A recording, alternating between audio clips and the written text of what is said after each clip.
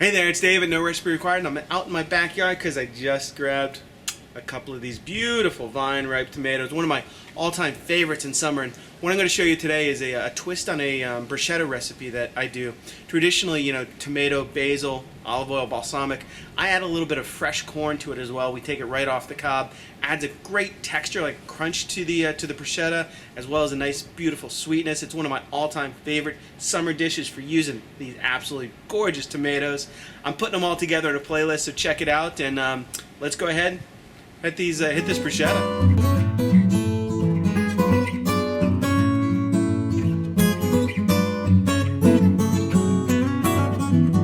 Okay, so we're back inside. I just put my oven on 300 degrees to preheat, and I'm going to go ahead and cut up some baguette for our bruschetta bread. Now, I like to take these, slice them on the bias like that, and then once I get a whole bunch done, I'll just take a little bit of olive oil, do a little drizzle, a little rub like that. You don't really have to do that, but I like the way it kind of crusts and all comes together in the oven with a nice little bite.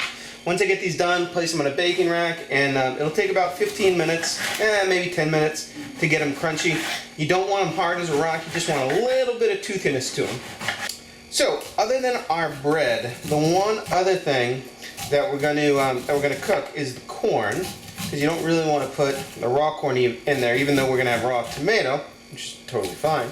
I just take mine off the cob like this, throw it on a tea towel, then the kernels tend to keep from splashing around, and you can do the handy dandy little trick like that, get it right into a bowl. Now I've got a non-stick pan on high heat right now. I'm just going to add it like a half a tablespoon or a tablespoon of olive oil to the pan. We'll quickly cook these off. Okay, we've got our corn ready to go. I just put a little bit of olive oil in the pan, and we're going to add those corn kernels. Give it just a little bit of salt, little toss, and literally like pan hot as it can get. Don't skimp on the heat.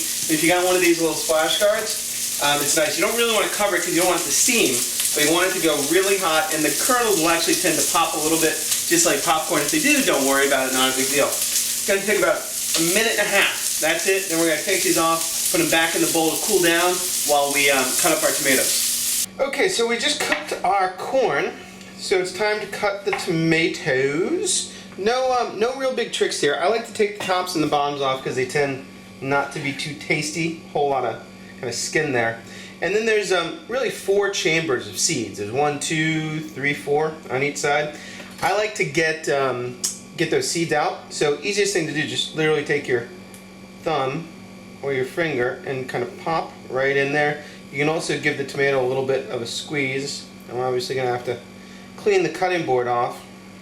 And then you get out a lot of that juice and the seeds. You can also, if you really want to, kind of slice into them.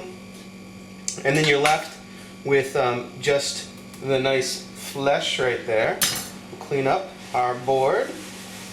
And then once we get that done, go ahead and just make little strips of your tomato. And then turn them.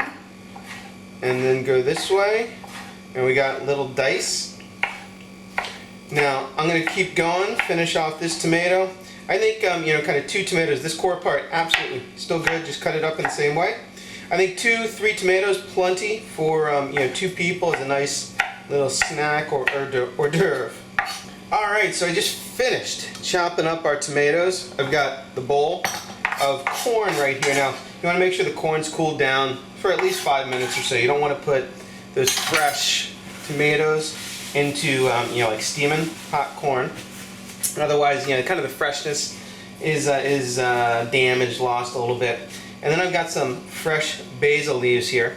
Best way to chop this up is just kind of pinch it all together, kind of roll it up like you'd roll a cigar, which always cracks me up because who has rolled a cigar? Not a super useful analogy.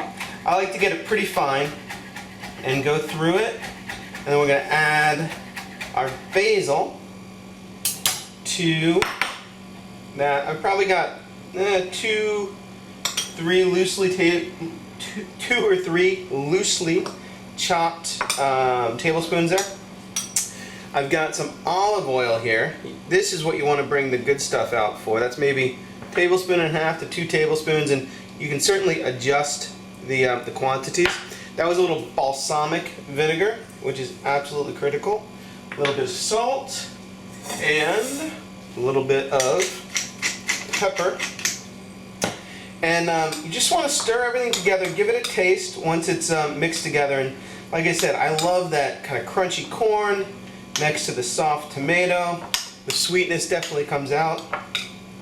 It's not a dish you want to prepare. You know, you can do it like an hour ahead of time, put it in the fridge, but it's not really one of those things that's great the next day.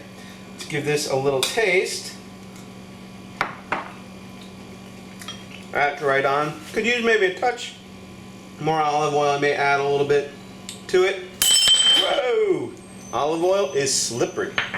Let's go ahead. My bread is about done. We'll pull that out and we'll plate this up.